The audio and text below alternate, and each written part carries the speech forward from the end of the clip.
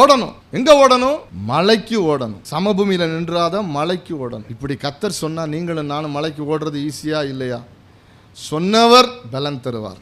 ஆமென். அது மலையா இருக்கலாம், அது எதுவாக இருக்கலாம்.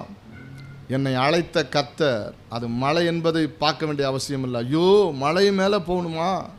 No, never. ஆண்டவர் சொன்னால் அந்த மலை ஏறுவதற்கு வழியை உண்டாக்குவார், அந்த மலை ஏறுவதற்கு பலன் கொடுப்பார். ஆமென். அதான் ஃபெய்த்து, விசுவாசமே அதுதான்.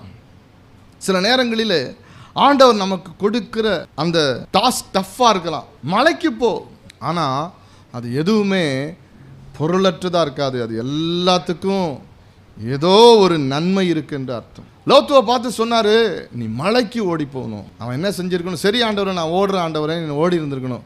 மலைக்கு ஓடினா, மலைக்கு ஓடணும்னு நினச்சிட்டா நம்ம சமபூமிக்கு ஓடுறப்ப நம்மளுடைய பார்வை எப்படி இருக்கும்? இப்படி இருக்கும். மலைக்கு ஓடணும்னா எப்படி இருக்கும் நம்ம பார்வை? தலையை கொஞ்சம் உயர்த்தி மலையை பார்த்து அதன் மேலே கவனத்தை செலுத்தி ஓடிக்கிட்டே இருப்போம். நீ ஓடி போவதற்கு மலைக்கு தான் ஓடி போகணுன்றது தேவனுடைய திட்டமானால், லெக்கானால், மலைக்கு ஓடிப்போவது நீ உன்னை மலைக்கு கொண்டு போய் சேர்க்க வேண்டும் என்பது தேவனுடைய திட்டமானால், மலையை பார்க்காத, the great and huge and big டாஸ்கை பார்க்காத, அந்த பெரிய தெய்வத்தை பார்.